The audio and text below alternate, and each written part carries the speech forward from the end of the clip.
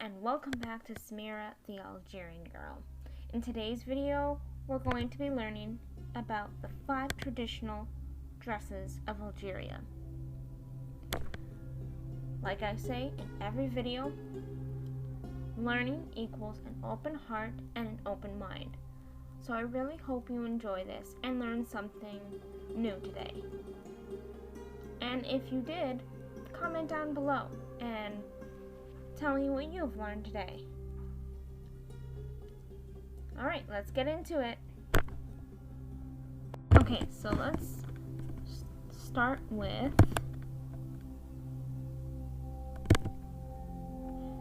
the Algerian kaftan. The Algerian kaftan had been historically documented to be worn in Algeria in the beginning of the 16th century. Wow, that is pretty cool. It's really nice. I like the design, and the design is embroidery, so it's beaded as well, as you can see, like up here. I like the design, embroidery design. I think this is commonly worn, I would say, in weddings. I've seen it in weddings. I don't remember the recent wedding I've been in, but I'm pretty sure this is worn in weddings and other celebrations. Personally, I like it. I like the designs, and obviously since the 16th century, the beginning of the 16th century to now, it had evolved. Like anything, like phones, they change over time. People change over time. So clearly, the Algerian kaftan had changed throughout the years and centuries since the 16th to now. I think it's unique. Every kaftan is unique. I think it's beautiful, and I like the design on it. And I bet you can buy these, well, if you live in the Montreal area. I bet you could buy this in the Janton market. You would have to find a good store, a store that sells these, but I'm pretty sure I can find these somewhere in the Janton market. Anyways, so yeah, it's beautiful. I think it's worn in weddings mostly, and other it's traditionally worn, I think, by the bride. Yeah, so yeah, that's the information.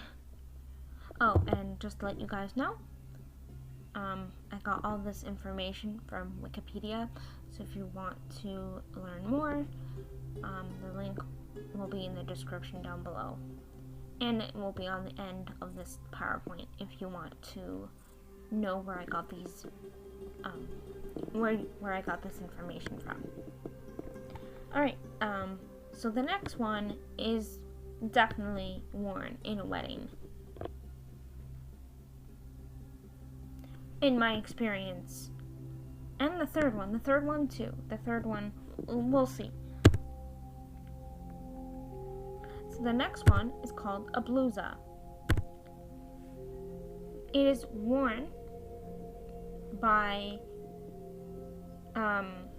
urban women in western Algeria. The garment was conceived and developed in the Algerian cities of Tlemcen and Oran. The ancestor of the modern blousa is the abaya dresses, which differ from the medieval tunic worn in the ancient Algerian cities like Tlemcen. So I definitely see this in weddings a lot. A lot of my family members have worn this, so I am familiar with this type of dress, especially in Oran and where my mom's from, Mostaganem. I've never been to Timsan, but according to this information, it's developed from these two cities, and yeah. So that is the second one, and I have seen these. I am familiar with the blusa. So yeah, the next one, number 3. Whee! This one I am certain, and I am really certain that this is traditionally worn in a wedding, because I have seen this. I have been in many weddings to know that this is from a wedding. This is definitely a wedding dress, and it is worn by the bride. As we can see in this little text here, the shidda of Timsan is a traditional Algerian dress, more precisely the city of Timsan, but you can see this worn in the rest of the country, particularly Oran and Mostaganem. Is a product of a local craftsman and is worn by brides in Timsan for their wedding ceremony. And I think it's beautiful. I know I've said that for the past 2 dresses, but this one is really particular. This is real craftsmanship. This is like beautiful. It is made for a wedding, so I know for a fact, because I have seen this in Mostaganem and Oran weddings, because I've been to both, and I have definitely seen this. But it's traditionally worn in Timsan, because it literally says the shidda of Timsan. I've never, like I said before in the video, I've never went to Timsan, but I know it's a beautiful city, and they have made beautiful traditional Algerian dresses, and I would love to visit Timsan someday. Yeah, so my thoughts on the shidda of Timsan is that it's very well crafted, and I love it. It's beautiful, and it's just it's made clearly with beads and embroidery. I mean, most traditional dresses in Algeria are embroidery. I'm clearly tired, so I don't know what I'm saying at this point. Sorry. Yeah, so embroidery is a big part of traditional dresses in Algeria, so that is why you see it in most of the dresses that you see right now. Anyways, yeah, so that is traditionally worn in Timsan or in Mostaganem. And it's really beautiful. It's really beautiful, and I honestly, the craftsmanship is amazing. All right, next one.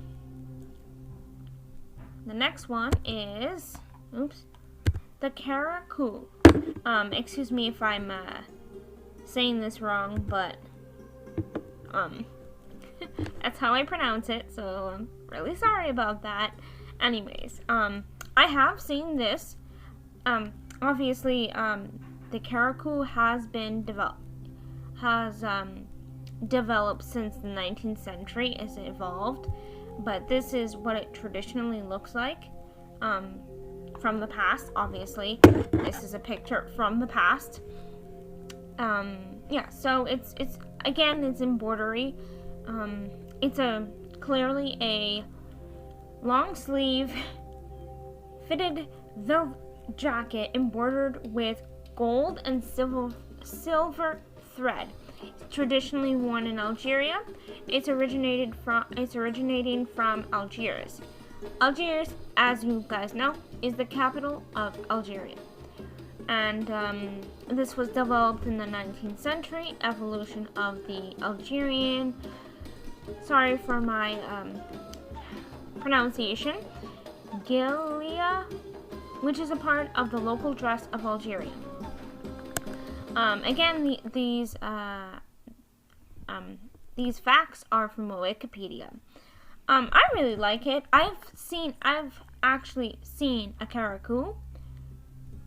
I've seen the velvet jacket embroidered with gold and silver, and I love it because it's like beautiful, and like I love Algerian stuff. Like they're made with the craftsmanship is so beautiful. It's such an amazing dress. They are all amazing, but like this is pretty cool too.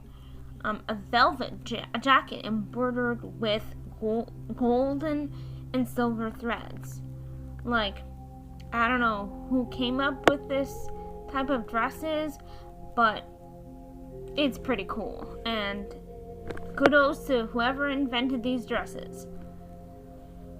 Anyways, as usual, I get nerdy, so I'm gonna stop because this video is gonna get longer the more I get nerdier. Anyways, the last one is not a wedding dress, not fancy. I just want to. So the next one, it's worn in Constantine. It's called, excuse me again for my pronunciation, Malaya. The origin of the Malaya goes back to the 18th century, and it's concentrated to the death of the Salah Bey, who was the Bey of Constantine. Following his tragic death of the traditional merged in Constantine of wearing the Malaya. The Malaya is black in color, unlike the, again, sorry for my pronunciation, halak, which is white. The Malaya covers the entire body and is said to have been a symbol of modesty. So this is what it is. Obviously, anything that's in black is considered, obviously, according to the text, it's a symbol of modesty, but if someone dies in your family, you would see some, I'm assuming in this picture, I don't know, but it's an old lady. You can tell. Well, you can't really tell, but I know from experience that my grandmother has worn this in the rest in peace, Grandma. I love you so much, Grandma. Shouting out to my grandmother right now. My grandmother has worn this. I don't know if she had a black one. Oops, sorry. I don't know if she had a black one, but I'm pretty sure she had a white version of this, which is the halakha. And she would wear this so my grandmother would wear the halakha, the white version of the Malaya, when she went out shopping for groceries, for clothes, going downtown, going to the beach. Basically, whenever she left the house, she would be wearing a white cover-up, to show her self-respect and to, to show modesty. I don't know if my grandmother had the black version of this. I'm probably she did, if she went to like a funeral. Okay, that concludes the end of today's video. I hope you learned so much. I hope you learned something today. If you did, please comment down below and tell me what you've learned. And if you like this video, give it a thumbs up, share, comment, subscribe, and I'll see you next week. Bye!